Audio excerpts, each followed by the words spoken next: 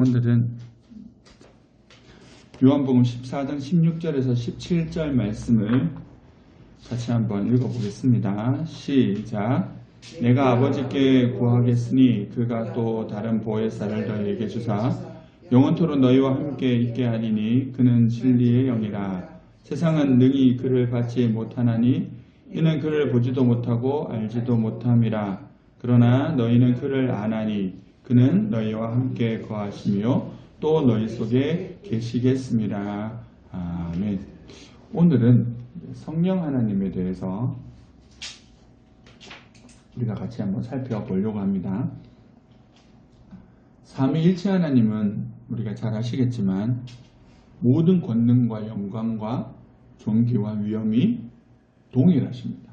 그런데 그 삼위 하나님 중에서요, 좀 이렇게 성령 하나님께 죄송하지만 약간 좀 핫바리 취급받는 하나님을 따지자면 성령 하나님 같아요. 왜냐하면 그 하나님께 영광 돌린다는 말, 예수님께 영광 돌리고 사랑합니다라는 말은 사람들이 많이 하지만 성령님께 그렇게 하는 경우들이 잘 없어요. 오히려 성령은요, 무슨 불이 내는 영 비슷하게 약간 뭐 기도 열심히 하고 뭐 은사를 선포하고 능력을 선포하는 사람들이 좀 가깝고, 성령 그러면 되게 친근하고 따뜻하고 사랑의 느낌보다는요, 뭔가 약간 강력한 어떤 능력의 하나님이라는 인식 때문에 그런지 좀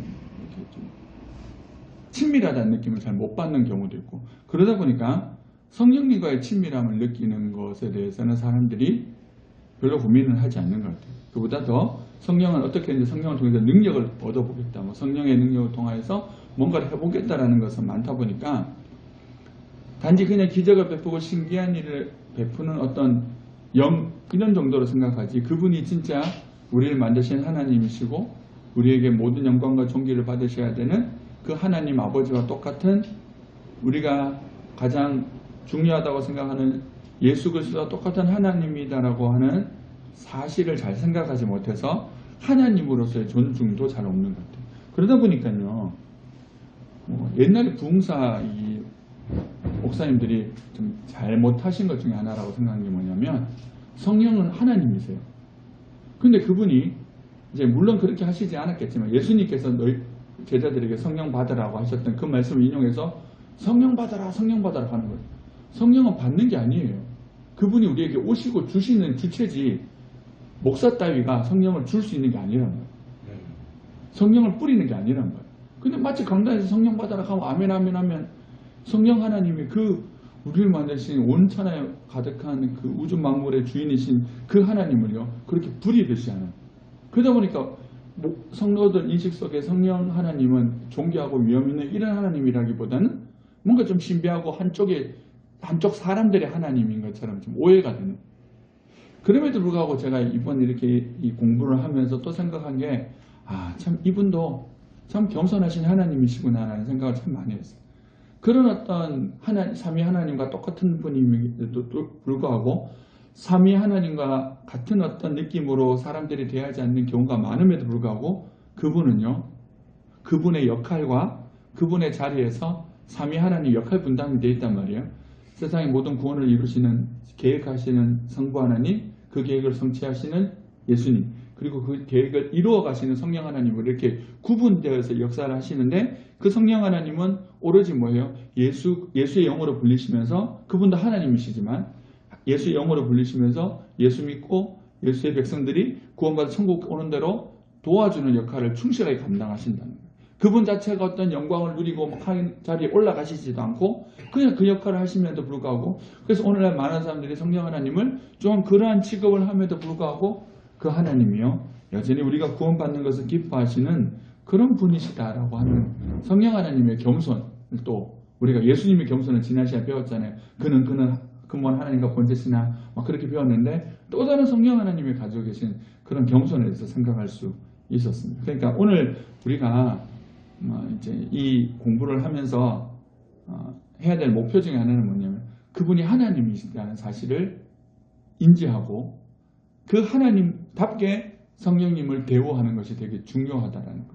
그게 이제 우리가 이 성령 하나님에 대해서 배운 첫 번째 목적이고요. 그리고 두 번째는 그 하나님이 우리를 위해서 무엇을 하시는지를 배우고 그 하나님께서 우리들에게 하시는 일들을 또 이 땅 가운데서 의지하면서 경험하고 그분의 경험을 돌려드리는 그런 삶이 되었으면 좋겠다라고 하는 것이 이제 오늘 우리가 성령 하나님에 대해서 나누고 공부하는 목적입니다. 그런 목적을 잘 생각하시면서 성령님에 대해서 한번 정리하는 시간을 가졌으면 좋겠어요. 그러니까 성령님은 하나님이세요. 단지 기도원과 어떤 은사주의자나 어떤 능력을 행하는 그런 부흥사들의 하나님이 아니라 우리 모두의 하나님이시고 우리 모두의 의지할 대상이 되시는 그 분이시다는 사실을 우리가 좀 깊이 생각했으면 좋겠습니다. 또 하나는요. 오늘 본문에 나오지만 예수님께서 하나님 아버지께 구해서 우리들을 위해서 또 다른 보혜사를 우리들에게 보내주시겠다라고 약속하셨어요. 여기에서 진짜 중요한 사실이 뭐냐면 성령님은 왜 오셨느냐는 거예요. 성령님께서 오신 이유를 명확하게 알아야 돼요. 왜 오셨어요? 예수님께서 이 땅에서 십자가의 사역과 부활 사역을 마치시고 하늘나라로 가세요. 그럼 어떻게 됩니까? 예수 그리스도가 이 땅에 계시지 않아요. 그 예수 그리스도가 계시지 않는 그 예수님의 부재를 메우기 위해서 예수님께서 하셨던 그 모든 일을 이 땅에서 동일하게 하시기 위해서 오신 분이 성령님입니다. 그래서 성령님의 또 다른 이름이 뭐라고? 예수영이라고. 그래서 뒤에도 공부하겠지만 성령을 통하지 않고는 도대체 예수를 알 수 없다라고 얘기하고 있습니다. 그러니까 성령님이 행하는 모든 것은 예수님께서 하신 일이에요. 성령님께서 하시고자 하는 모든 것은 예수께로 향하고 있어요. 또 다른 말로 하면 뭐냐면 우리가 예수를 의지하여 구원받듯이 믿고 구원받듯이 예수님이 계시지 않기 때문에 이제는 누구를 의지하고 누구를 구하고 살아야 되냐면 성령 하나님을 의지하고 구하고 살아야 된다는 거예요. 그러니까 예수님께서 성령님을 이 땅에 보내주셨다라고 하는 것은 예수님께서 계시지 않는 자리를 성령님을 통하여서 우리들이 이제 성령을 의지해서 구원의 길을 걸어와야 된다라고 하시는 말씀을 우리들에게 하시는 거라는 것을 기억해야 됩니다. 그러니까 구원은 어떻게 이루어지는 것입니까? 반드시 100% 성령의 도우심으로. 그러니까 성령의 도우심으로 우리가 천국 가는 거예요. 그러니까 우리가 예수를 의지하죠. 그럼 예수님이 누구를 통해서 역사하시냐면 성령을 통해서 우리에게 역사하시는 거예요. 하나님 아버지가 누구를 통해서 역사하시는 거예요? 성령님을 통해서 역사하시는 거예요. 그러니까 이 구원론적인 삶을 봤을 때 성령은 그냥 하나의 은사주의적으로 신비주의적으로 하면요. 이거는 성령의 극히 일부분에 대해서 성령 하나님을 좀 무시하는 행동이 됩니다. 성령, 그러니까 우리가 오늘도 이제 능력도 살펴볼 것이고 성령의 전반적인 살펴볼 건데 잘 살펴봐서 성령님이 어떤 분이신지를 제대로 알고 제대로 의지할 수 있었으면 좋겠습니다. 성령님은요. 결론적으로 말하면 참으로 인격적이고 젠틀하고 고귀한 성품으로 우리 가운데 역사하십니다. 그래서 오늘날 이 한국의 기독교에서 성령론은요. 너무 이상하게 돼서 젠틀이 없어요. 친절함이 없고 인격적이라는 것이 없이 뭔가 약간 포악적이에요. 요즘에는 뭐 그런 것도 없으니까 또 문제긴 한데 예전에 보면 은사하시는 성령 운동하시는 사람들 중에 성품 좋은 사람들 많이 봤어요. 이상한 거예요. 되게 포악스러워요. 성령도 던지니까 사람 못 던지겠어요. 성령 던지고 사람 던지고 뭐 이게 아닌 거예요. 그러니까 성령님을 생각했을 때 가장 이제 기본적으로 생각해야 될 두 가지가 뭐냐면 성령은 매우 인격적인 데다가 성령의 열매에도 나타나지만 아주 높은 어떤 성품을 가지고 계신 분이다라는 거고 또 아주 능력이 많으신 분, 이 두 가지가요 공존하시는 분이 성령님이다라는 겁니다. 자, 그러면 이제 우리가 이 성령님이 어떤 분인지에 대해서 조금 더 이제 구체적으로 살펴보도록 하겠습니다. 성령 하나님은요, 오늘 본문에 나오지만 예수님께서 보내주신 보혜사입니다. 보혜사라는 말은 영어로 헬퍼라고 하고요, 또는 카운셀러라고 번역을 합니다. 헬퍼는 도움이라는 말이고 카운셀러는 상담한다라는 거잖아요. 성령님은 우리의 도움이자 상담자이다라는 겁니다. 이런 역할을 하셨던 분이 누구였어요? 예수님이세요. 그래서 또 다른 보혜사라는 말은 첫 번째 보혜사가 있었어요. 그 첫 번째 보혜사가 예수 그리스도예요. 그러니까 예수님께서 이 땅에 오셔서 구원받지 못하는 삶을 살아가는 자들에게 다가가셔서 그들이 구원받을 수 있도록 다 역할을 해주셨잖아요. 그러니까 예수님의 사역은 성령님께서 이 땅에 오셔서 모든 인간에게 하신 샘플과 같은 거예요. 복음서에서 나오는. 그래서 성령님께서 다 그렇게 하시는데 예수님의 한계는 뭡니까? 가나안 땅에 그리고 인간의 몸으로 오셨기 때문에 제한적으로 시공간에 그리고 장소적인 모든 제한을 가지고 계시죠. 근데 그분이 그렇게 하셨던 것처럼 이제 성령님 어떻게 하시는 거예요? 전 세계에 동시다발적으로 하시는 하나님으로 역사하시는 거죠. 그러니까 예수님께서 하셨던 그 역할을 동일하게 하시기 위해서 예수님의 한계를 벗어나서 우리 가운데 카운셀러가 되고 헬퍼가 되시기에 오신 분이 성령님이다라는 겁니다. 이 말은 뭐냐면요. 이 땅에 살아가는 그 어느 누구도 이 도움이 없이는 결단코 천국 올 수 없다라는 거예요. 그러니까 인간의 한계는 분명합니다. 예수 믿는 자들의 한계도 분명해요. 예수 믿고 난 다음에 더더욱 우리가 찬송가 좋아하는 찬송가처럼 세월 지나갈수록 의지할 것 뿐일세 아무 일을 만나도 더욱 예수 의지합니다. 세월이 지나가면 지나갈수록 더욱더 성령을 의지하고 더욱더 하나님을 의지하고 예수를 의지하는 것이 신앙이 좋은 거예요. 그러니까 신앙생활을 잘한다고 하는 것은 더욱더 예수님을 더 의지하는 거예요. 근데 이게 인간적인 성숙함하고 좀 혼동하다 보니까 우리가 뭐예요? 어떤 인간적으로 성숙하고 어른이 되면 이제 부모의 통제와 부모의 어떤 의지를 벗어나서 자기 스스로 어른이 되는 것이 마치 그래서 어떤 도움 없이 홀로 서기를 잘할 수 있는 것이 마치 어른이 된 것처럼 생각하는 것. 그것도 신앙에서 그대로 적용해서 어떻게 생각하냐면 더욱더 예수를 의지하는 것이 아니라 이제는요 마치 예수님의 도움조차도 없어도 되는 것처럼 이 뻣뻣하고 뗀뗀하게 자신의 강함으로 서가는 예수쟁이들이 참 많다라는 거예요. 그래서 신앙생활을 하면 할수록 더 약해지는 게 아니라 많은 사람들이 신앙생활을 하면 할수록 더 강해지는 거예요. 희한해요. 그러니까 다른 것들은 20년, 30년 하면 그 분야의 전문가가 되는데 신앙은 20, 30년 하면 전문가가 되는 게 아니라 오히려 더 비전문화가 되어가는 이상한 일들이 교회 안에서 벌어진다는 거예요. 왜 그럴까요? 성숙이란 개념이 뭔지를 모르고 신앙의 성장이란 개념이 뭐예요? 신앙의 성장은요. 더욱더 의지하는 거예요. 더욱더 의지하고 더 의지하고 내가 이제는 이렇게까지 의지하지 않으면 안 되는 존재라는 것을 깨닫는 것이 신앙의 성장이란 말이죠. 근데 그게 안 되면 어떻게 되나요? 그래서 예수님께서 이렇게 다놓고 얘기하셨잖아요. 누구든지 어린아이가 같이 않으면 천국을 보지 못한다고. 그게 그 말이거든요. 어린아이는 어떻게 돼요? 전적인 부모 의지잖아요. 그러니까 성령님을 의지하면서 살아야 된다라고 하는 거예요. 또 다른 이제 헬퍼와 이 카운셀러라는 표현으로 영어는 또 다르게 번역하는 것인데 그건 뭐냐면 코치예요. 코치는 뭡니까? 어떤 스포츠나 어떤 일들이 있을 때 그것을 관리 감독하는 사람들. 예. 그런 사람들을 이제 코치라고 부르는데 우리가요. 이 코치를 잘 만나는 게 정말 중요합니다. 똑같은 사람도. 그 2002년도에 우리가 잘 알지만 그 히딩크 감독 때문에 월드컵이 4강 갔잖아요.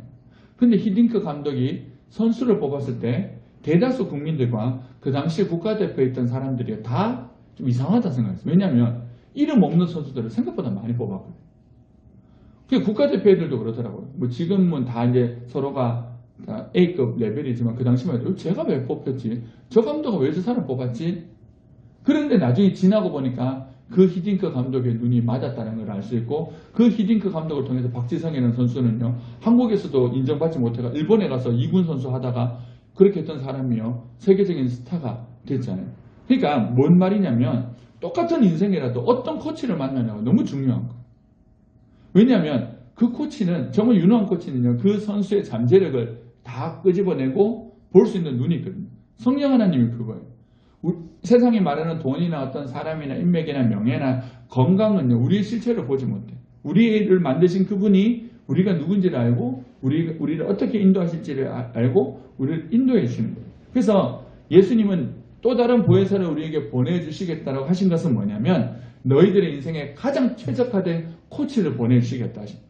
그래서 그 성령님과 함께 하면 어떻게 되는 거예요? 그 성령님이 오셔서 너희와 함께 한다라면 나는 안심하고 하늘나라 가겠다라는 거예요. 내버려 두고 가고. 그래서 예수님께서 그 사도행전 1장에 제자들과 헤어지시는 장면 보면요. 진짜 쿨하게 냉정하게 뒤도 돌아보지 말고 하늘나라 갔어요. 그리고 한마디만 가잖아요. 성령 기다리라. 그리고 뒤도 돌아보지 않고 그 오합지졸 같은 제자들 놔두고 돌아보지도 않고 하늘나라 가버렸어요. 왜 그럴까요?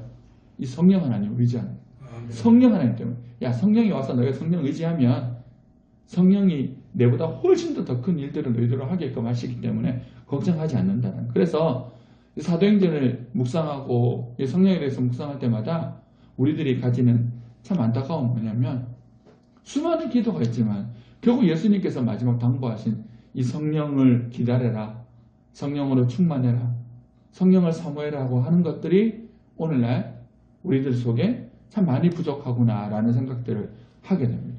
교회 안에서 성령의 충만을 구해야 된다고 하지만 전적으로 거기에 목숨 걸지 않아요. 수많은 것들이 있지만 분명히 예수님은 성령의 충만함에 가장 최우선의 포인트를 두고 사도행전에서 어떤 교회를 세우라고 말씀하시지도 않았잖아요. 안 가르쳐줬어요. 성령만 구하라고 하십니다. 그것만 구하라고 했어요. 우리야 지금 뭐 샘플을 될 수 있는 교회도 있고 수많은 어떤 성도들의 어떤 신앙의 선배들의 삶이 있기 때문에 쉽지만 그 당시 사람들은 아무것도 없지만은 예수님께서 그거 하나 구하라 하셨답니다. 근데 오늘날 많은 성도들과 교인들이 이 성령을 구하는 것을 자신의 첫 번째 기도 제목으로 삼거나 그 교회의 첫 번째 기도 제목으로 삼지 않고 그 성령이 올 때까지 기다리고 성령이 임할 때까지 머물러 있으라고 하는 것들을 별로 주목하지 않아요. 너무 바쁜 거예요. 일도 많고 뭔가 해야 될 것도 많은 것 같아서 성령을 기다릴 시간이 별로 없어요. 그러다 보니까 자꾸 인간적인 어떤 방법과 시스템과 인간적인 느낌과 인간적인 사람으로 어떤 인간적인 능력으로 아니면 돈으로 사람으로 뭐 힘 있는 사람을 통해서 뭔가를 하려고 드는 거죠.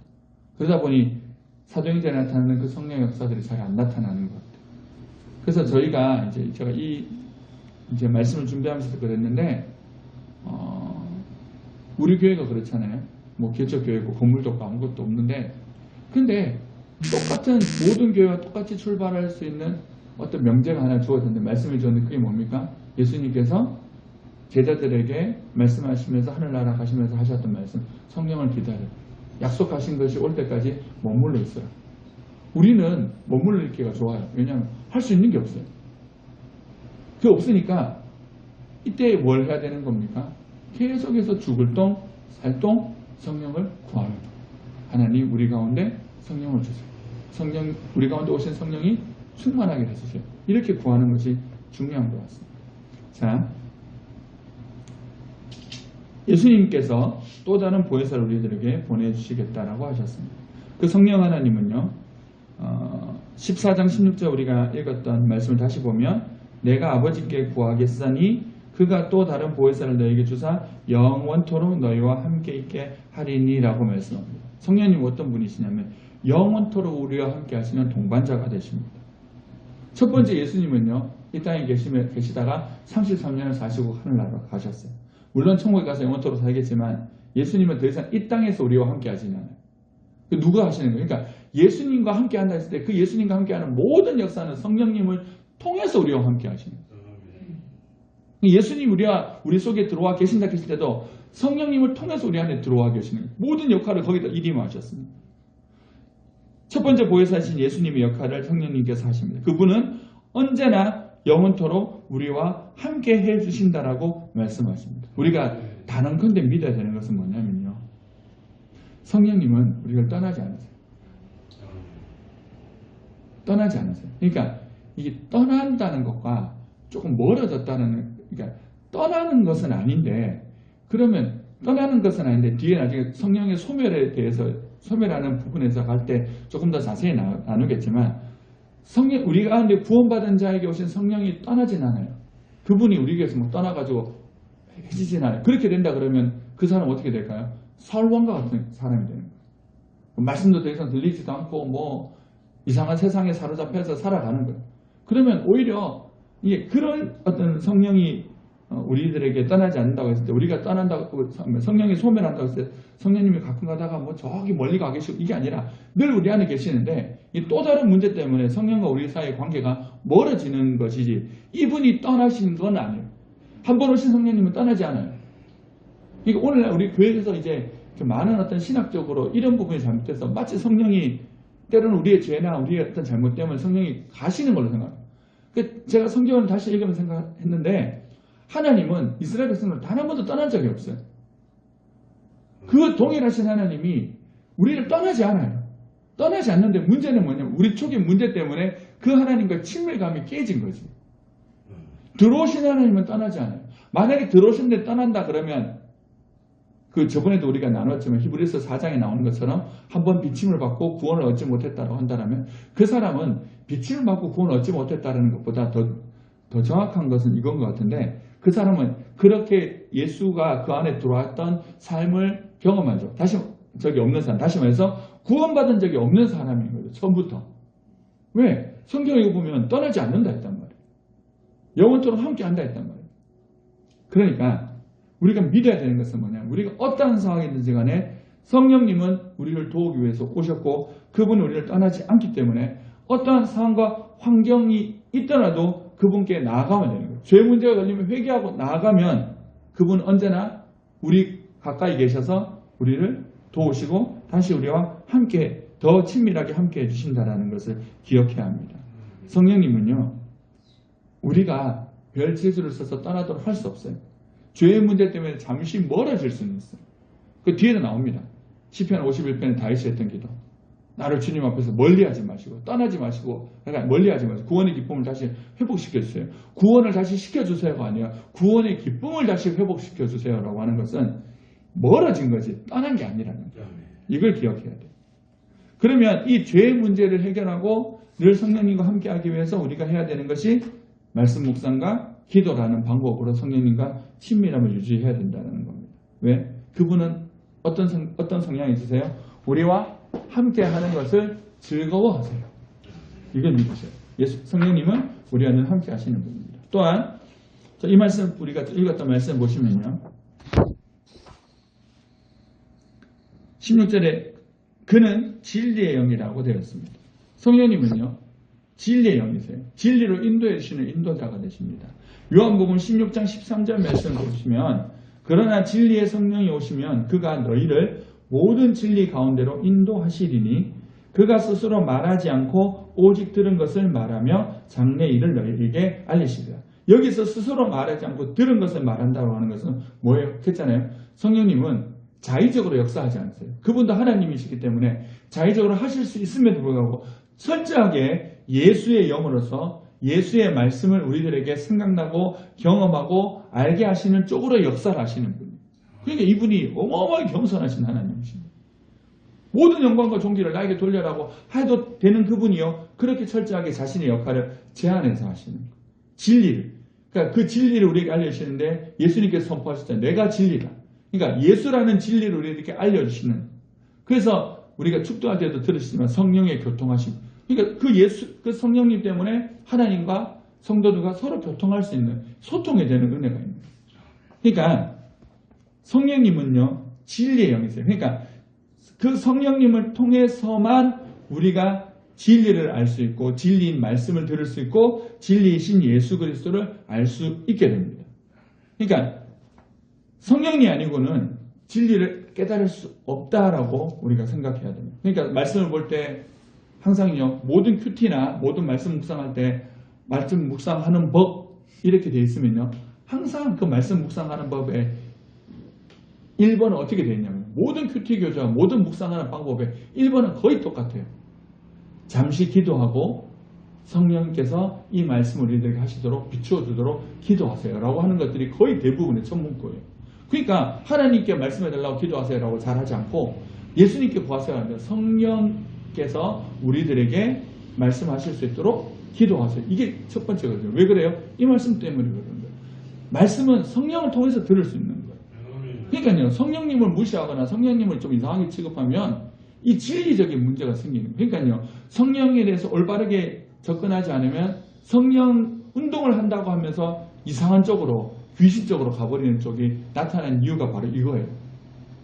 그러니까 그분이 진리이기 때문에 진리 안에서 그분을 봐야지 되지 똑같은 어떤 능력이 나타난다고 그게 다 성령의 역사는 아니거든요. 자, 성령님은 진리의 영이세요. 성령을 통해서 말씀을 예수님을 이해할 수 있습니다. 요한복음 14장 26절에 보면 보혜사 곧 아버지께서 내 이름으로 보내실 성령 그가 너희에게 모든 것을 가르치시고 내가 너희에게 말한 모든 것을 생각나게 하시리라. 자, 예수님께서 들었던 말씀을요. 어떻게 인간이 다 기억해요?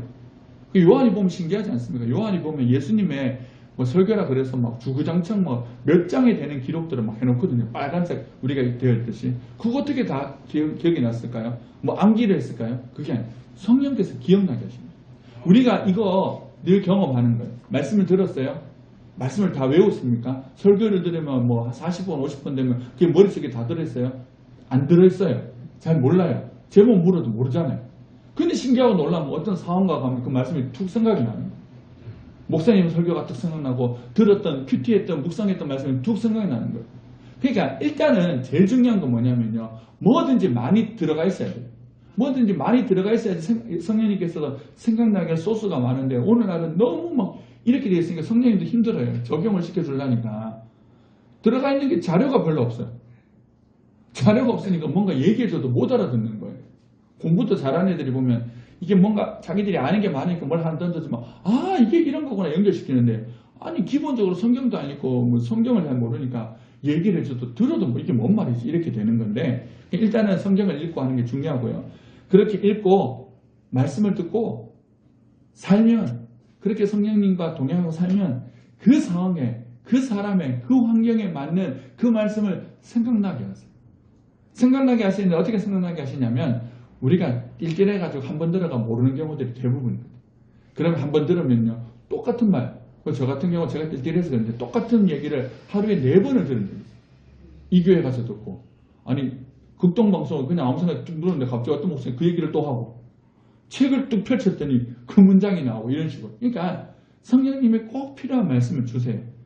그러니까 어떻게 하면 되는 거예요? 늘 성령과 함께 살아가면 되는 거예요. 그래서 심지어는요, 우리가 마태복음 10장 19절에 보면 예수님께서 하신 말씀이 있어요. 좀 무서운 상황 속에 너희가 공회에 넘겨질 때 무엇을 말할까 염려하지 마라. 그때에게 너희에게 할 말을 주시리니 말하는 이는 너희가 아니라 너희 속에 말씀하시니 곧 너희 아버지의 성령이십니다. 어떤 위기 상황 속에 두려움 상황 속에서 걱정하지 마라. 너희에게 말을 넣어준다. 저는 이건 너무 많이 경험해요. 목사로서. 상담을 하면 와, 그 가끔 가다 상담하면요. 제가 뭐 그 인생을 살아본 것도 아닌데 모르잖아요. 뭐 목사님 할 말 있어요. 제가 얘기를 하는데 잘 모르겠어요. 그때부터 기도하는 거예요. 하나님, 저는 저 말이 뭔 말인지 모르고 저 느낌이 뭔지도 모르겠어요. 기도를 하고 나서 기도를 하면 알게 해주세요. 진짜 알게 하고 깨닫게 해주세요. 그래서 그 상황이 아, 야 이렇게 했구나. 이런 마음이 있구나. 그래서 아 성경 구절 떠오르면 이게 막 조합이 되는 거예요. 그래서 듣는 사람은 와 저 목사 뭐 안다 싶지만 저도 그 시간에 안 해요. 그 시간에 새로운 걸 알아가 신기하고 놀랍게 마치 이제 개인 가입 받듯이 학습하는 느낌으로 막 들어서 상담할 때가 거의 90% 이상. 그러니까 제가 상담하는 거 되게 재밌어요. 왜냐하면 내가 새로운 거 배우는 시간이거든요. 뭔 얘기를 들고 오면 하나 듣고 참여 들으면 와 큰일 났다. 오늘 진짜 진정한 뽀록이 나는 날이다. 더 이상 할 말이 없어요. 근데 하고 이제 말을 하기 시작하면 그때부터 말이 막 다다다다 나오고 나도 놀라는 거예요. 이게 어디까지 뻗쳐질지. 그래서 성경 공부하는 거 좋아하고 상담하는 거 좋아하는 게 뭐냐면 그 시간은 그 어떤 상담자가 많이 누리는 시간이기도 하겠지만 제가 제일 많이 배우는 시간. 그게 다 이런 거예요. 성령님께서 진리의 영이기 때문에 알게 해주시는 거예요. 이 땅에 우리의 상황에 우리의 환경에 꼭 맞는 답은요. 누구에게있어요? 전문가에게있어요? 정치인들에게있어요? 다른 데 있잖아요. 성령님께 있어요. 성령님 이 시간에 우리가 어떻게 봐야 합니까? 이 상황을 어떻게 봐야 합니까? 성령께 물어야 돼요. 제가 자주 말씀드리잖아요. 이 땅의 상황, 우리나라의 이 암울한 상황을 어떻게 해결해요? 시위한다고 되는 게 아니에요. 성령께 묻고 성령께서 하라는 대로 성령의 은혜를 구하고 기도하고 살아가는 것이 제일 중요한 거예요. 그래서 성령께서 뛰두르고 나가라 하면 나가면 돼요. 그때는 뒤집으면 돼. 누구 하라고 했으면. 그러면 하면 되는 거지. 그게 아니고 이러면 좀 어려운 거예요. 답은 우리가 항상 우리 인생의 답은 성령 하나님께 있다는 사실을 기억해야 됩니다. 그리고 또 성령님 어떤 분이십니까? 예수님께서 보내신 성령님은 살리시는 영입니다. 로마서 8장 11절 예수를 죽은 자 가운데서 살리신 이의 영이 너희 안에 거하시면 그리스도 예수를 죽은 자 가운데서 살리시니까 너희 안에 거하시는 그의 영으로 말미암아 너희 죽을 몸도 살리시리라. 성령님은 죽은 예수님을 살리신 영이에요. 성령님은 창세기 1장 2절에 보시면 땅이 혼돈하고 공허하며 흑암이 깊음 위에 있고 하나님의 영은 수면 위에 운행하시니라. 자, 태초의 세상은요 공허하고 아무것도 없었어요. 완전 비어있던 혼란과 무질서의 극치였어요. 아무것도 없는. 그런데 그것을 성령님이요 감싸고 계셨어요. 그게 어떻게 돼요? 성령은 어떤 영이라고요? 살리는 영. 다시 말하면 성령은 생명이에요. 그 생명이 감싸고 있으니까 어떻게 됩니까? 1장 3절에 하나님께서 그 성령께서 감싸고 있는 곳을 향하여 이렇게 말씀하시는 거예요. 빛이 있으라니 빛이 있었거든. 그 말씀에 대한 반응이 나타나요. 생명의 씨앗이 딱 던져지니까 생명으로 충만해졌으니까 생명의 씨앗이 말씀이 선포되어지자 그 말씀대로 되어지는 결과가 나타나요. 그러니까 말씀의 결과와 어떤 말씀의 어떤 열매들은요 생명을 주시는 성령이 아니고는 안 되는 거죠. 그러니까 성령의 열매가 나타난다라고 했을 때 성령의 열매는 뭐냐면 그 생명 안에 있다라는 증거인 거예요. 생명 안에 있기 때문에 하나님 말씀대로 그냥 성령 안에 있어서 가만히 되는 게 아니라 성령 안에 있는 사람들에게 하나님께서 말씀을 주시잖아요. 그 말씀을 통하여 성령의 열매가 그 성령의 생명을 통해서 열매가 나타난단 말이에요. 그러니까 이 열매가 나타나지 않는 거는 이 성령의 생명이 없는 거죠. 하나님 말씀이 선포됨에도 불구하고 오늘날 교회 중에 교회를 다니고 그리고 수많은 성도들이 있는데 하나님의 말씀을 못 듣는 사람이 어디 있어요? 근데 그 하나님 말씀이 왜 생명의 열매로 나타나지 않느냐 하면 이 성령의 역사가 없는 거예요. 다시 말해서 이 성령의 생명이 그 안에 없는 거예요. 두 가지 문제겠죠. 첫 번째는 그 사람이 구원받지 않는 사람이어서 성령이 없는 사람이든지 아니면 뒤에서 좀 전에도 말씀드렸지만 성령의 어떤 소멸적인 문제로서 성령과의 어떤 관계적인 문제 때문에 성령이 역사할 수 없는 토양이 형성되어서 성령의 생명의 말씀이 선포되었어도 반응이 안 나타나는 것일 수 있다. 하지만 분명한 것은요. 성령님은 생명이기 때문에 모든 죽은 자를 살리는 거예요. 심지어 누구까지 살렸다고요? 죽으신 예수님까지 살리신 영이 있다는 거예요. 구약에 이런 대표적인 사건이 나오죠. 에스겔서 37장에 보면 우리가 너무나 잘 아는 유명한 사건. 마른 뼈가 살아나는 사건. 마른 뼈가 어떻게 살아납니까? 인자가 명하니까요. 뼈들이 다 붙었어요. 뼈들은 다 붙었는데 문제는 뭐냐면 여전히 그냥 해골들의 집합체인 거죠. 그래서 하나님께서 이렇게 말씀하십니다. 에스겔서 37장 9절에 보면 또 내게 이르시되 인자야 너는 생기를 향하여 대언하라. 생기에게 대언하여 이르기를 주 여호와께서 이같이 말씀하시기를 생기야 사방에서부터 와서 이 죽음을 당한 자에게 불어서 살아나게 하라 하셨다 하라. 이에 내가 그 명령대로 대언하였더니 생기가 그들에게 들어가매 그들이 곧 살아나서 일어나 서는데 극히 큰 군대들. 성령의 생기. 우리가 좀 전에 찬양 불렀지 않습니까? 성령의 새바람이 이 땅에 불어오소서. 이 찬양의 가사들이 말씀대로요. 얼만큼 황폐화되어 있느냐? 얼만큼 죽어 있느냐는 생각보다 별 중요한 문제가 아닌 것 같아요. 생기가 부느냐 안 부느냐. 생기가 부니까 그 성령의 바람이 부니까요. 그 마른 뼈가 여호와의 군대가 되더라고요.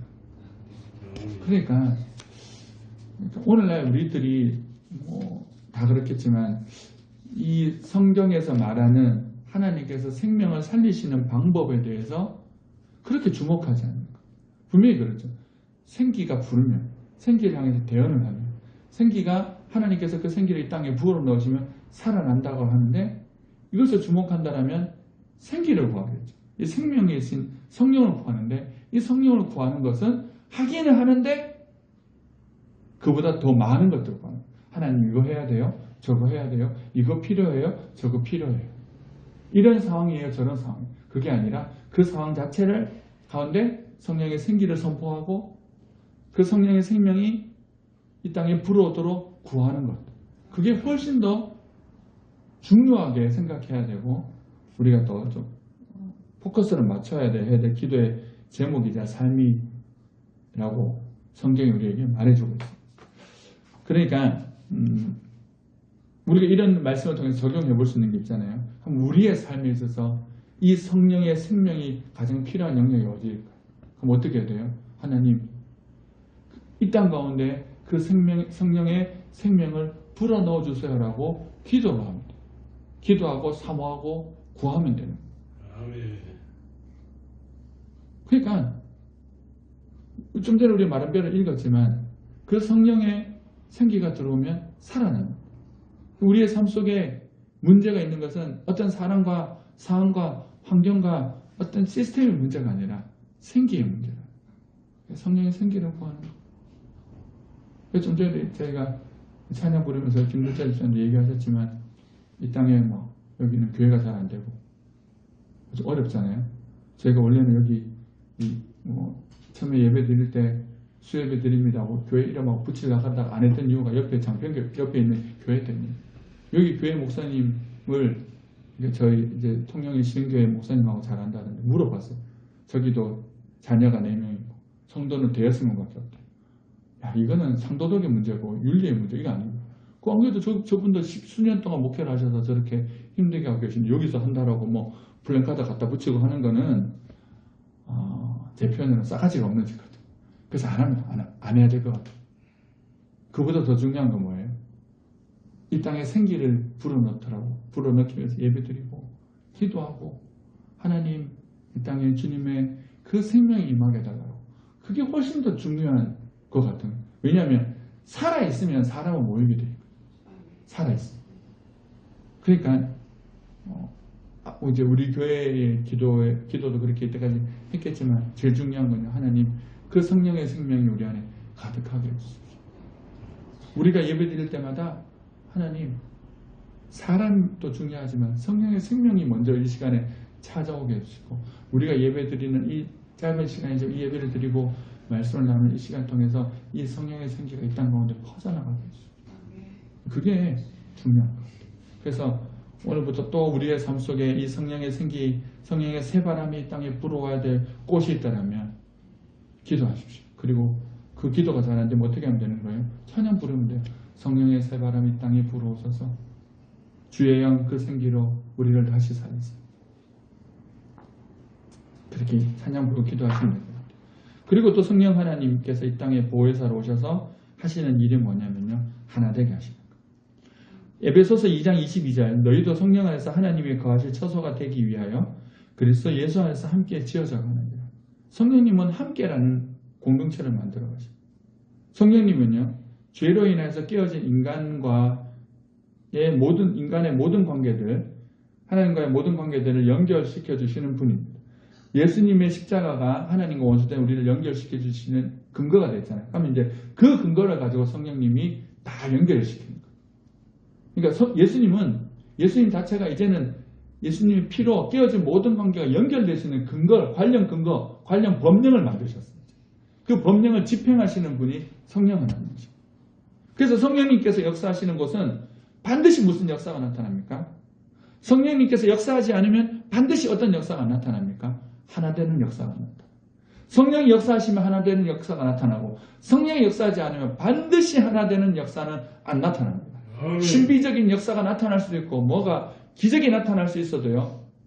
정말 중요한 것은 어떤 능력이 아니에요. 능력은 하나의 성령의 일부분이에요. 성령 사역의 핵심적인 것은 뭡니까? 뭐라고요? 살리고 구원받게 하고 살리고 하나 되는 거예요. 그게 성령 사역의 핵심인 거예요. 우리와 함께 하시는 거예요. 우리와 함께 하시는 하나님이 옆에 사람하고는 함께 하시겠냐? 그게 아니죠. 그러니까 이 성령 하나님께서 지금 하시는 사역을 가만히 보면 뭐예요? 이게 결국 교회의 모습이에요. 함께하고 살리고 반드시 살리고 하나 되게 하시는 거. 그러니까 예수님께서 뒤도 안 돌아보시고 하늘나라 가실 만하죠. 왜? 성령이 오시면 그런 교회를 만드실 거니까. 몰라도 상관없다는 거예요. 성령의 감동을 받으면 성령은 그런 교회로 만들어 가시니까 자기들이 아는 건 그 다음이겠지만 성령께서 역사하시면 그런 교회가 되어가거든요. 아, 그럼 교회는 이런 거구나. 그 다음부터 정리가 되어질 거니까. 그러니까 우리가 성령 보혜사이신 그 성령 하나님 이 땅에 오셔서 하시는 일이 우리를 위해서 어떤 것을 도와주시는 것인지를 잘 다시 한 번 더 정리할 수 있어야 됩니다. 성령님은 우리의 보혜사이고 우리의 도움이시고, 그리고 그분은 영원히 우리와 함께 하시는 분이고, 또 성령님은 우리를 진리로 인도해 주시는 분이고, 그분은 우리를 살리시는 분이고, 우리와 하나 되시고 하나 되게 하시는 분이시다라는 것을 기억합니다. 그게 성령께서 하시는 사역입니다. 이 사역이 결국 교회의 뼈대가 됩니다. 그래서 교회는 예수 그리스도를 기반으로 해서 성령을 구하는 교회로 서가는 것이, 성도가 되는 것이 중요하다는 것. 그러니까 여기까지만 해도 돼요. 다른 건 신학적인 것도 있는데, 중요한 건 뭐예요? 알면 뭐예요? 성령을 구하면 성령께서 우리를 그렇게 인도해 줄 건데. 근데 우리가 이런 거 왜 배워야 되냐면, 하도 성령을 이상하게 생각하니까 뭔가 신비적인 게 나타나고 뭔가 능력이 나타나면 그게 다 이게 성경에서 말하는 성령의 역사인 줄 알고 오해하는 거예요. 그래서 예수님께서도 말씀하셨어요. 마지막 날에 예수님과 상관없는 자들도 기적을 행할 거라. 그게 현혹되는 거예요. 죽은 자도 살리는 거예요. 귀신은 못 살리는 줄 압니까? 사탄교회들도, 그 미국에 있는 사탄교회를 섬기는 그 사제들과 그 개들도 기적을 막 일으켜요. 그러니까 거기 막 따라가는 거예요. 그거 아니에요. 성령님이 누구신지를 정확하게 알아요. 자, 그러면 이제 우리가 여기서 좀 더 배워봐야 될 것은요, 성령 세례가 뭐냐는 거예요. 이 성령 세례는요, 교파들마다 좀 이렇게 정의하는 것이 좀 다릅니다. 그런데 교파들이 정의하는 건 다르지만 전체를 다 종합해보면 결국 성령 세례는 세 가지로 압축됩니다. 그걸 한번 배워보는 겁니다. 성령 세례는요, 누가 주시는 걸까요? 하나님께서 주시는 거예요. 그러니까 성령은 하나님께서 주시는 거지, 받아라 던지고 이게 아니에요. 던지고 받고 스트라이크 이거 하는 게 아니에요. 할 수 있는 게 아니에요. 전적으로 하나님의 주권적인 영역에 속하는 거예요. 구할 수는 있어요. 근데 하나님께서 만약에 그러지 않을 수도 있지만 이 땅은 아니야 하고 어떻게 되는 거예요? 안 되는 거예요. 안 되는 거예요. 그러니까 성령님이 임하시는 성령 세례는요, 왜 예루살렘에 있는 사람들이 그 성령의 세례를 받았을까요? 예수님께서 약속하셨잖아요. 약속하셨기 때문에 받는 거지. 그러니까 성령 세례도요, 예수님께서 약속하셨기 때문에 받는 것이고, 그리고 예수님께서 약속하시고 하신 방법으로만 받을 수 있는 거예요. 그러니까 사도행전 8장에 보면 사마리아에 갔을 때 이 시몬이라고 하는 이 마술쟁이가 성령의 역사를 통해서 사람들이 막 이렇게 신비한 걸 나타나고 영향력 있는 걸 보면서 욕심이 나가 자기도 돈을 주고 나에게도 성령 달라고 해서 베드로가 저주하잖아요. 너는 은과 함께 망해라. 왜요? 성령은 우리가 원한다고 돈 주고 사는 것이 아니라 첫 번째 하나님께서 주시는 것이고, 두 번째는 선물이에요. 대가가 아니에요. 일방적인 은혜로 주시는 거예요. 그러니까 그 성령님을 우리가 존중해야 돼요. 좀 천박하게 하는 건 아닌 거예요. 그러면 성령 세례라는 건 뭘까요? 성령 세례는 결국은 이 성령 세례를 통해서 세 가지의 일이 나타납니다. 그러니까 성령 세례가 무엇인지 오순절 같으면, 그러니까 장로교는 예수를 믿을 때 성령의 세례가 임한다라고 하는 쪽이고, 오순절은 예수를 믿으면 구원받고 구원받은 자들이 오순절에 성령의 어떤 역사처럼 나타나서 성령의 세례를 받아야 된다고 하는 쪽이에요. 그래서 이제 예수 믿는 것과 성령 세례를 구분하는 거죠.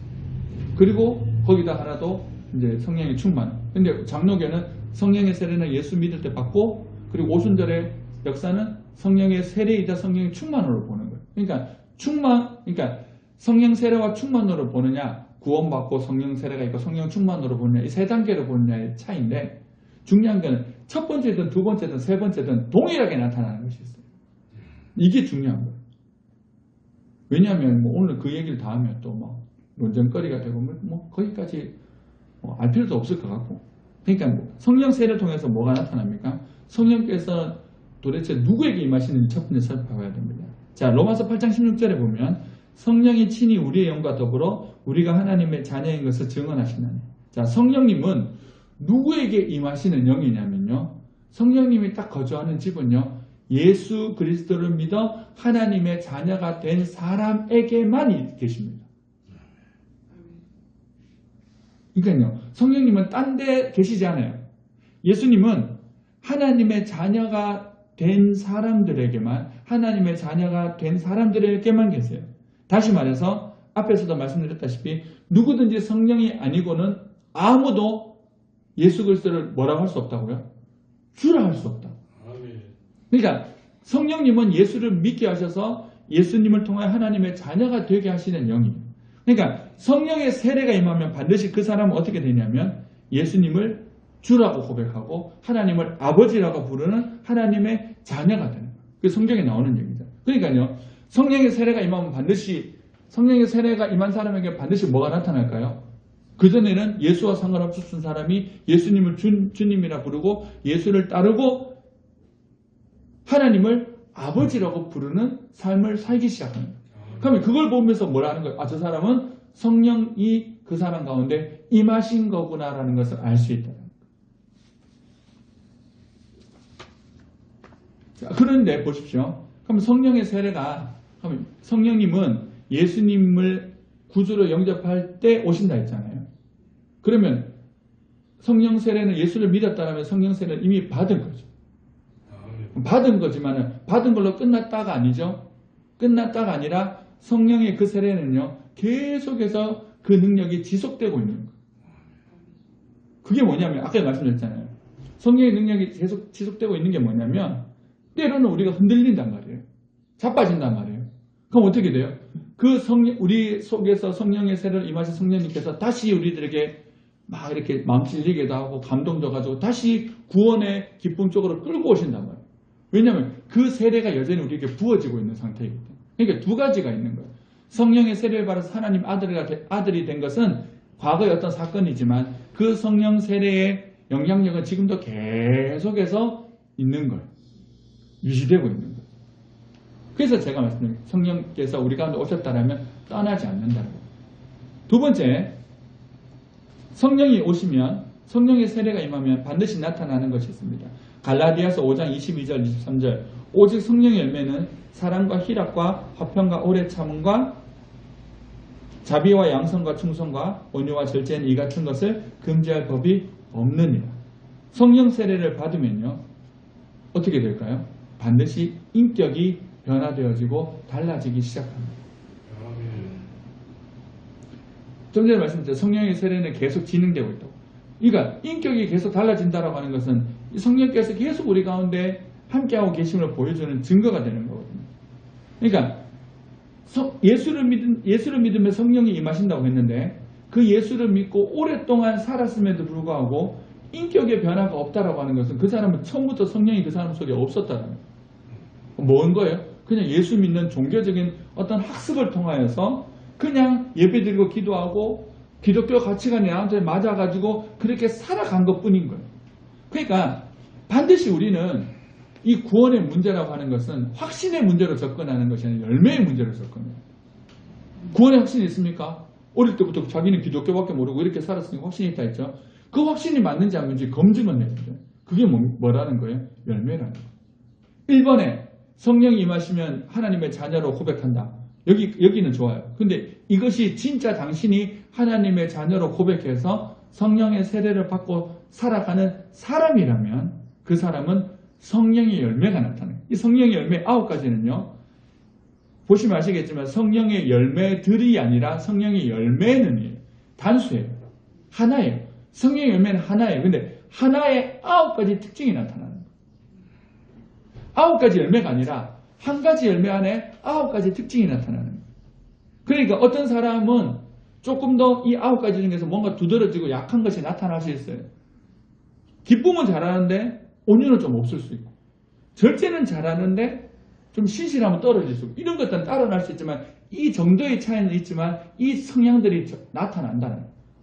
어떻게 나타나요? 시간이 지나면 지날수록 이 성향들이 조금 더 세지고 나타난다. 그게 성령의 영향력 안에 있다. 성령의 세례를 받은 사람이다라는 증거예요.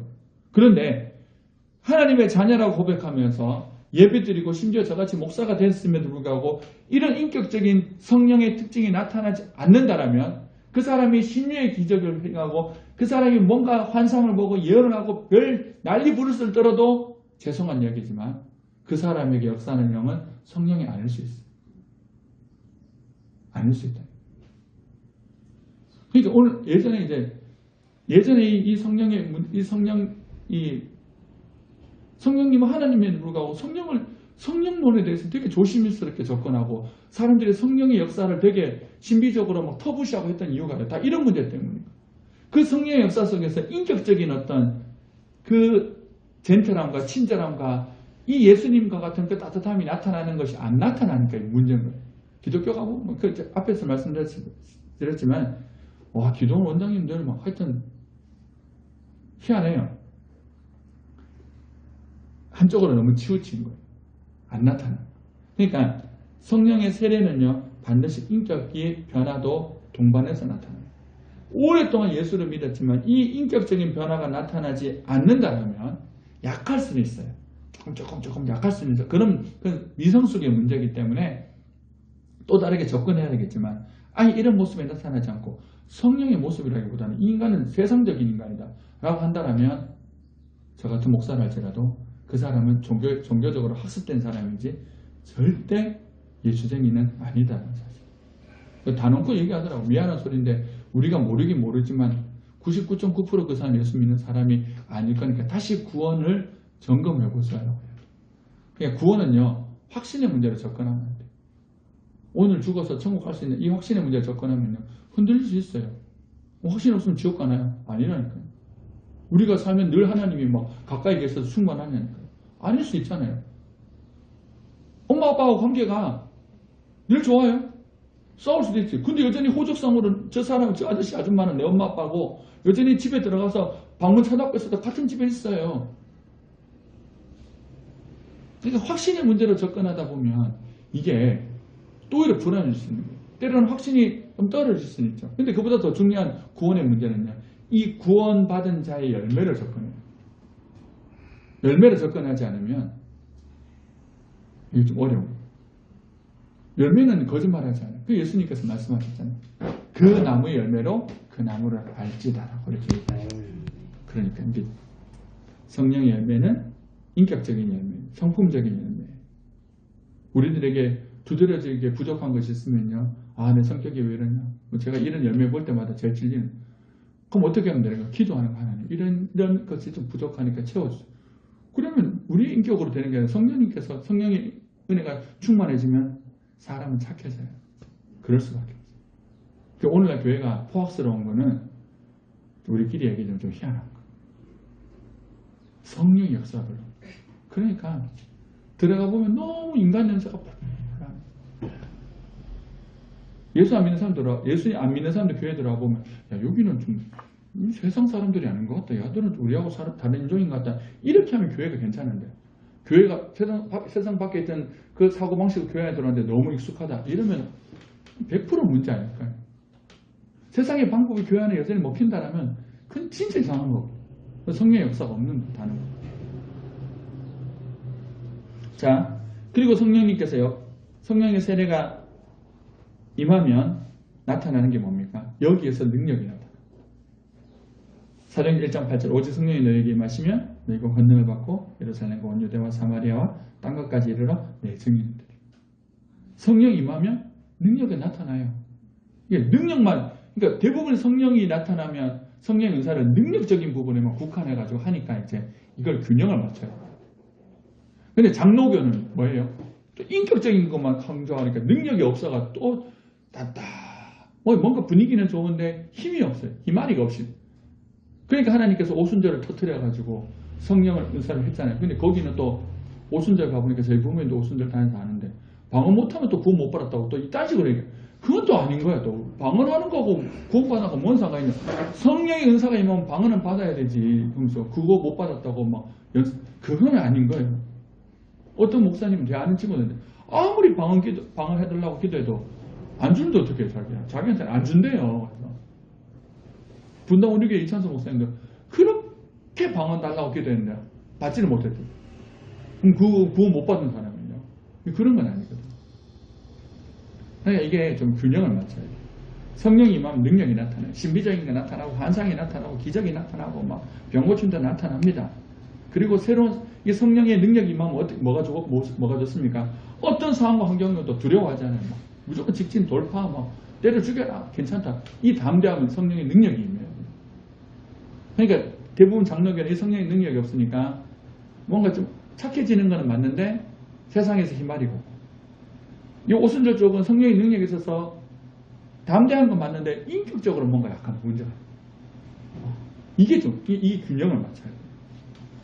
이게 성령 세례를 받으면 세 가지가 나타나는 거예요. 하나님의 자녀가 되는 구원의 문제가 해결이 되고, 인격의 변화가 나타나고, 그리고 성령의 능력이 나타납니다. 이 정도로 성령의 세례를 이해하시면 돼요.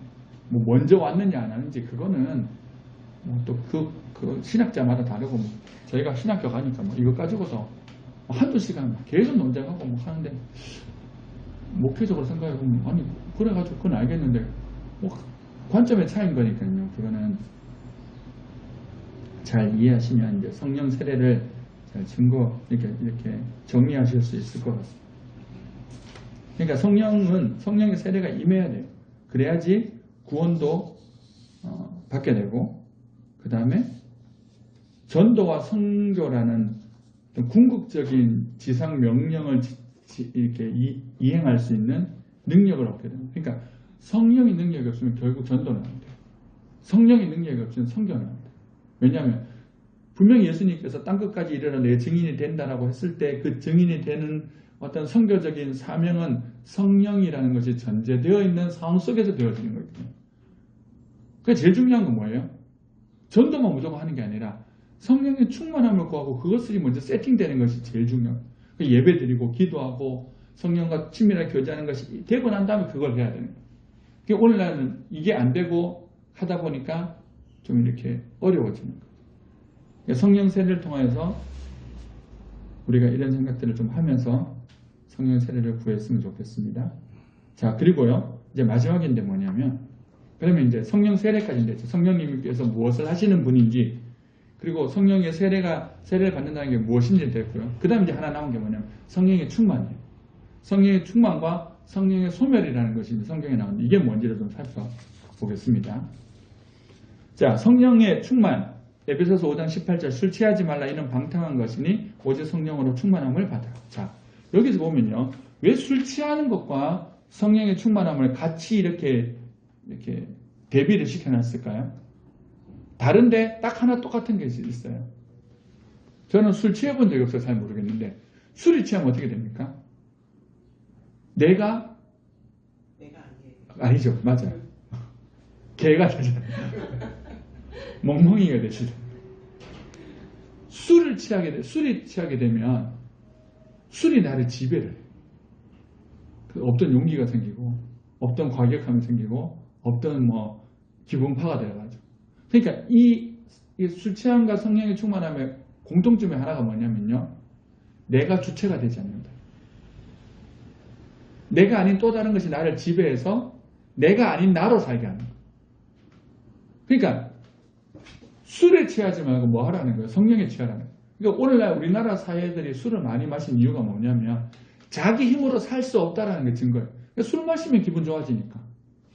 왜 성경에서 술 먹지 말라고 하냐면 그 술을 의지하는, 술 먹는다고 천국 못 가는 거예요. 술을 금지하는 이유 중에 하나고, 저는 금지하는 게 맞다고 보는데, 왜냐면 술을 의지하기 시작하면 술이 자기의 신이 되거든요. 술을 의지해서 기분 해결하고, 술을 의지해서 관계 맺고. 그러니까 예수 믿으면 좋은 게 뭡니까? 사이다 하나 갖다 놓고 과자 갖다 놓고 허심탄회하게 자기를 얘기할 수 있는데, 세상 사람들 그게 안 돼요. 어떻게 맨정신에 나 뜨겁게 그런 얘기 하냐. 술이 들어가 알딸딸하게 이성을 내려놓고 자기가 내려놓고 술이 자기를 지배해야지 관계를 맺는 거예요. 원리는 똑같아요. 성령이 우리를 딱 지배해야지 내가 가진 어떤 본성보다 더 이렇게 풍요로워지고 너그러워지고 기분 좋아지는 거예요. 그런 식의 대비가 되는 거거든요. 그러니까 술을 의지하면 술을 통해서 그렇게 추구하려고 하기 때문에 술은 아닌 거예요. 성경에서 말하는 게 뭐냐면 성령의 충만함을 받으라고 되어 있어요. 자, 보십시오.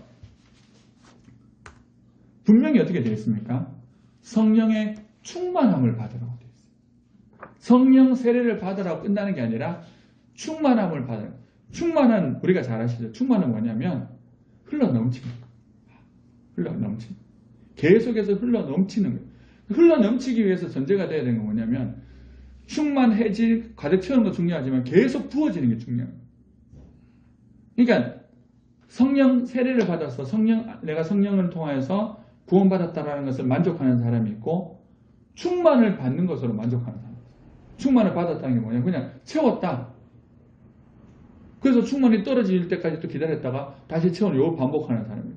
근데 성경에서 말하는 건 뭐냐면 충만한 상태를 계속 유지하라고 얘기해요. 흘러 넘치는 상태를 유지하는 건 뭐예요? 성령께서 계속 우리에게 그 성령의 세례를 성령을 부어주셔야 돼요. 그게 성경에서 말하는 성령의 충만입니다. 근데 놀라운 것은 뭐냐면요. 성령 세례는요. 어떻게 되는 겁니까? 성령 세례는 하나님께서 우리에게 전적으로 주시는 은혜예요. 근데 성령 충만은요. 하나님께서 우리에게 전적으로 주시는 선물일까요? 아니에요. 100% 아니에요. 성령 충만은 하나님께서 우리에게 주신 선물이 아니라 우리가 하나님 앞에 나아가서 구해야 되는 영역이에요. 그러니까 교회 안에서 성령 세례를 받았지만 성령의 충만함이 잘 없는 이유는 뭐냐면 안 구하니까. 그러니까 그런 것들이 많잖아요. 장모에 나오지만 나를 사랑하는 자들이 나의 사랑을 입으면 나를 간절히 찾는 자가 나를 만날 것이다. 그러니까 성령 충만은 구해야 되는 영역이에요. 구하는 자에게만 성령의 충만함이 임하는 거예요.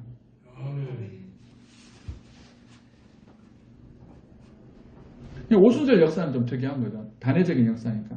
성령의 세례이자 성령의 충만함이 임하는. 그러니까 그걸 생각하면서 접근하면 좀 오늘날은 좀 적용이 어렵지만 우리가 구분해야 되는 건 성령의 충만은 우리가 하나님께 약속하신 그 성령의 충만을 구해야 되는 영역이라면 성령의 세례는 우리가 하나님의 자녀가 되고 싶어서 되냐고. 아니라니까요. 여기 있는 우리 중에 어느 누구도 내가 하나님 자녀가 되고 싶어서 손들어가지고 하나님께 주신 적이 아니에요. 그건 일방적으로 갖다 때려 부으신 거예요. 수많은 세상에 착한 사람들이 많은데 나한테 그렇게 하신 건 일방적으로 하신 일이지만 성령의 충만함을 그 성령의 충만함을 채우는 몫은 전적으로 우리의 몫이에요. 물론 이것도 우리의 공로는 아니에요. 그 약속이 전제되어 있어요. 그렇게 하는 약속이 전제되기 때문에 이것도 은혜지만 하지만 우리의 인격적인 반응이 중요하다. 성령이 우리는 성령님 만나고 싶어요. 알고 싶어요. 와주세요라고 할 때 성령이 기뻐해서 우리를 채우시는 거라는 것을 기억해야 합니다. 자, 그러면 이 성령의 충만함이 있을 때 어떤 현상이 나타나는지 봐야 합니다. 성령의 충만함은요. 아까도 술 취한 거 얘기했지만 성령의 충만함은 다른 게 아니라 우리의 모든 지정의가 성령의 통제를 받는 거예요. 그러니까 우리에게 다 본성이 있어요. 뭐 소심한 거, 아니면 강한 거, 아니면 지적인 거 좋아하는 거, 아니면 감성적인 거 좋아하는 거, 나는 의지가 센 사람, 의지가 박약 다 있어요. 그런데 그 모든 것을 통치하고 성령의 충만함을 받으면 성령이 우리를 딱 통제하시니까 어떻게 돼요? 성령의 특징이 나타나요. 그분이 어떤 환경과 상황 속에 두려워하냐고요? 안 하죠. 그래서 제가 이걸 잘 몰랐을 때는 그랬는데 손영원 목사님이나 주기철 목사님이 간증 이렇게 전기들이나 이야기를 들어보면 그렇더라고요. 주기철 목사님이 하셨던 기도 중에 하나가 뭐냐면 주님 저는 이 고문이 너무 힘들고 두려워요. 이길 수 있는 충만을 주세요. 그걸 통해서 이겨내신 거지. 그분이 강인해가 그걸 죽여봐라. 이건 아니더라. 손영원 목사님이 손동인 자기 두 자녀 잃고 나서 손동인 권사님 말 들어보면 밤마다 그 두 자녀의 교복을 안고 그렇게 울었대요. 그렇게 울었는데 그렇게 울었던 그렇게 처절했던 약했던 아버지가 예수의 은혜를 통하여 성령의 은혜를 통해서 앉아서 있는 사람을 자신의 아들로 삼고 다니는 거예요. 그건 성령의 능력이지 그분의 인성의 탁월함이 아니더라고요. 그 애양원에서 처음 갔을 때 그분이 했던 기도가 있어요. 애양원에 그 문둥병장에 들어가야 되는데 너무 썩은 냄새가 나고 미치겠더라고요. 오바이타워예요. 하나님, 내가 들어갈 수가 없다. 주님께서 덮어주시니까 그때부터 그분들에 들어갔어요. 그러니까 인간 손양원이 막 해가지고 그 나병 환자를 막 피를 빨아주고 했던 게 아니에요. 성령께서 그를 덮어가지고 인간 손양원이라는 사람을 덮어서 성령의 능력으로 성령의 은혜로 하신 거예요. 그러니까 우리가 늘 뭘 구해야 되냐면 성령의 충만함을 구해야 되는 게 뭐냐면 성령의 충만함이 임해야지 우리의 모든 인간적인 한계를 뛰어넘게 돼요. 그러니까요. 보십시오. 어떤 인간이 하나님의 말씀에 따라서 예하고 따라가는 걸 좋아하냐고요. 근데 그게 왜 좋아하냐면 성령님이 하나님이니까 하나님의 뜻을 좋아하시잖아요. 그러니까 성경 말씀대로 순종을 잘하는 사람은요. 어떤 사람이에요? 성령이 충만한 사람. 그 말씀이 좋아 보이는 거예요. 그 미친 짓 많이 하잖아요. 이렇게 남들 도와주면서 그것 때문에 기쁘다 하고 즐겁다 하고 제 아는 그 누나도 어제 저희 집에 뭐 어떤 과일을 보내줬는데 이 누나가 개척교회 목사 사모인데 한 20년 가까이 했는데 성도들 그리 많지도 않아요. 맨날 알바해가지고 돈 벌면요. 자기 돈 벌었는 가지고 막 이제 농어촌에 사는 어떤 목사님들 제품 구매해가지고 도시에 사는 사람한테 막 나눠주는 거. 어제도 자꾸 우리 보내주냐 하니까 야 이건 나의 기쁨이야 이랬더니 너한테만 보낸 게 아니라 내가 10군데 보냈어. 이게 나의 기쁨이야. 그게 뭔 기쁨이냐고. 자기도 자기를 빠듯하게 살아가는데 왜 그럴까요? 그게 누구의 기쁨이에요? 성령님의 기쁨이잖아요. 하나님인데 하나님답게 영광과 존귀와 대우를 받는 게 아니라 예수의 영으로서 예수님을 존귀하게 되니 그게 기뻐가지고 그 예수의 자녀들이 예수를 믿는 거 그거 기뻐가지고 그렇게 역할을 하시는 것만 해도 그거 나눠주는 것만 해도 좋아하시는 분. 그게 성령의 특징이 나타나는 거예요. 그러니까요. 다시 보세요. 그러면 여기서 또 그럼 어떤 누군가는 다시 말씀드리지만 기독교적 사상이나 어떤 신앙적인 것들이 어떤 박의 정신에 입각하기 위해서 좋아 보일 수도 있잖아요. 좋아 보일 수도 있는데 이 사람들이 그렇게 하니까 이 사람도 성령 받은 사람이라 착각할 수 있는데 반드시 뭘 봐야 된다고요? 인격적인 변화를 봐야 돼요. 그게 기독교적 사상에 있어서 자기 성품과 맞아서 하는 건지 아니면 성령의 은사로 하는 건지 기독교적 성령의 성품이 나타나는지를 봐야 돼요. 그리고 또 하나 봐야 돼요. 그건 뭐냐면 성령의 사람들의 특징이 뭐냐면 이제 성령이 충만하면 자기가 원하는 대로 성령의 특징이 나타나서 예스맨이 된다고 했잖아요. 순종한다 했잖아요. 근데 그 순종이라는 것을 엄밀하게 따지고 보면 무조건 처음부터 예스 하는 경우도 있지만 대부분이 아닌 경우가 많아요. 그 성령 앞에서 자기의 뜻이 꺾여요. 그러니까 성령의 통제를 받는 사람은 잠시는 반항적일 수 있어도 결국은 순종하고 꺾입니다. 근데 인간적인 생각이 가득하면서 기독교적으로 살아가는 사람은 이게 안 꺾여요. 자기가 싫어하는 문제가 절대 안 꺾여요. 하나님 앞에 안 꺾인다. 그러면 이거는 말씀을 순종하는 것도 비슷한 것 같고 인격적인 것도 비슷한 것 같지만 이 사람은 성령으로부터 나온 게 아니라 자기 어떤 인간적인 의로부터 나온 거예요. 그러니까 하나님께서 때로는 우리들에게 달아보시는 것이 있어요. 달아보실 때 달아본다고 했을 때 테스트하고 시험한다 했을 때 어떻게 하겠어요? 당연히 우리가 싫어하고 버거운 것들을 갖다 때려붓는다니까요. 그걸 영원토록 때려붓는 건 아닌데 그 어떤 우리의 마음과 어떤 태도를 알기 위해서 그렇게 때려부을 때가 있어요. 대표적인 게 뭡니까? 아브라함 이야기. 가장 사랑하는 자를 바쳐라. 죽이고 싶은 게 아니라 네가 이 불편한 것들도 네가 나를 위해서 할 수 있느냐 그거 하나님께서 알아보고 싶은 거예요. 그런 것들이 있어요. 근데 하나님의 사람, 성령의 사람은 그 불편한 것을 자기가 아무리 불편해도 하나님 앞에 자기를 숙인다. 근데 인간적인 사람은 안 해요. 어떻게 돼요? 시험 들어서 내가 이렇게 하나님을 섬겼는데 하나님이라는 신이 나한테 하는 짓은 내 아들 바치란다. 나 그 하나님 더 이상 안 섬기다. 난 떠난다. 이렇게 나와. 그 기독교 오래 믿다 떠나는 사람들이 다 그런. 결국 그 사람들은 구원받은 어떤 성령으로 사는 게 아니라 자기 인간적인 어떤 노력과 애씀으로 사는 거예요. 그러니까 성령의 사랑과 하나님의 그 인간적으로 살아가는 종교인들은 결국 차이가 날 수밖에 없어요. 성령의 충만함은 성령께서 우리를 지배하시는 상태를 얘기해요. 그 지배하시면 싫어요. 그럼 뭐 용서도 되는 것 같고 포기도 되는 것 같고 머리도 덜 돌아가고. 성령의 충만은 어렵지 않습니다. 성령이 우리를 모든 것을 통제하시는 상태를 얘기합니다. 그럼 성령의 소멸은 뭘까요? 데살로니가 전서 5장 19절 성령을 소멸하지 말며. 소멸하는 경우가 있다라는 거죠. 성령은 어떤 경우에 소멸되냐면 성령의 소멸도 성령님 쪽에서 소멸하시는 거예요. 안 떠난다 했잖아요. 그럼 뭐예요?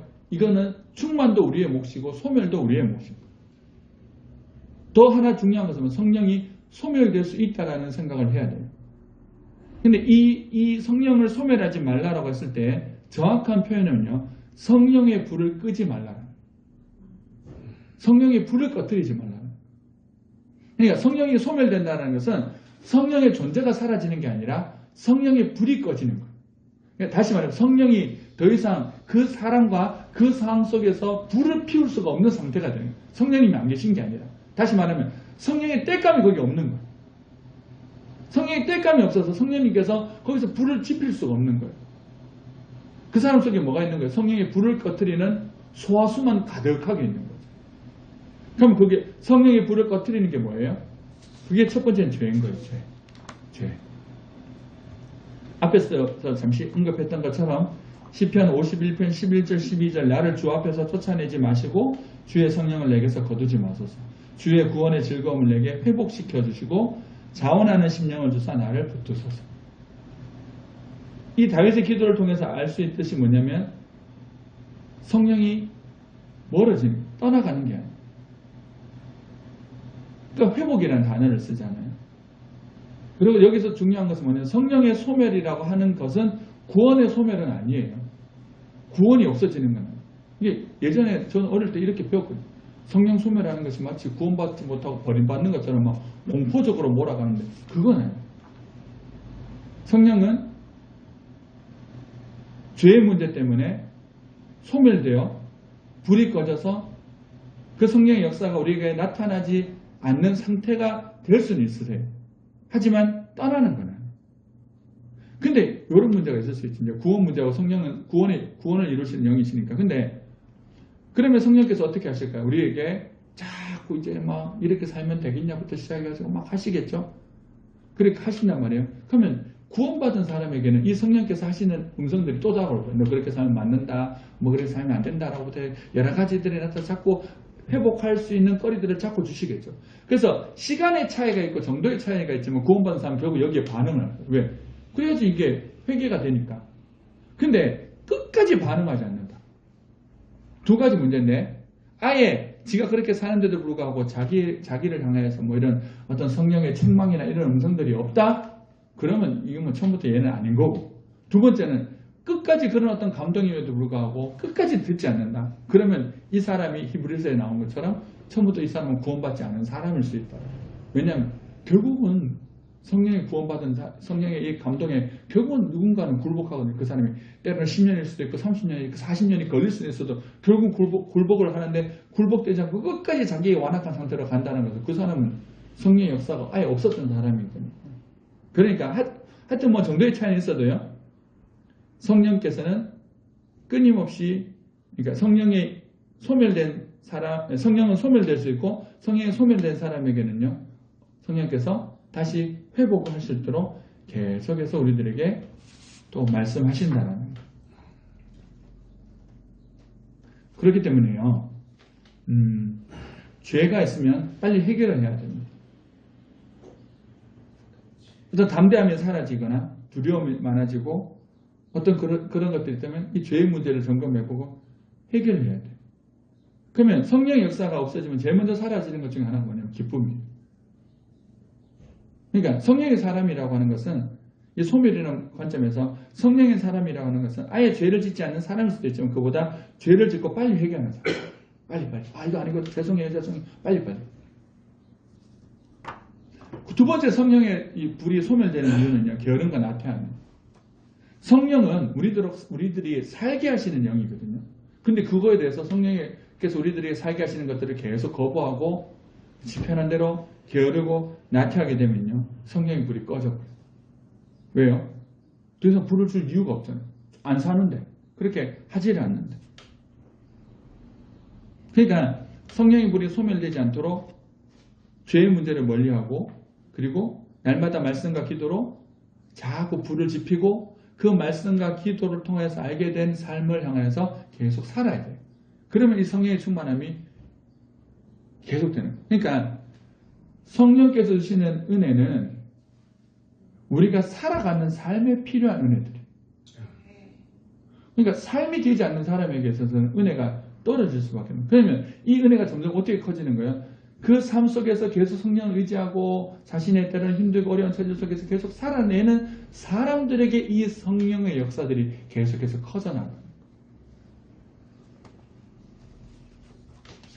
자, 이제 마지막 정리합니다. 성령 하나님은 우리들의 영원한 보혜사가 되십니다. 우리 스스로는 구원의 길을 걸을 수가 없습니다. 약하냐 못하냐 기질이 어떠냐의 문제가 아니라 성령님과 함께하면 이 구원의 길을 끝까지 걸어갈 수 있습니다. 두 번째는요. 성령님은 우리를 잘 아세요. 그래서 우리의 도우미가 되십니다. 또한 그분은 하나님이셔서 하나님도 너무 잘 아세요. 그래서 하나님을 향한 우리들의 삶을 하나님을 향해서 가이드가 되실 수 있는 거예요.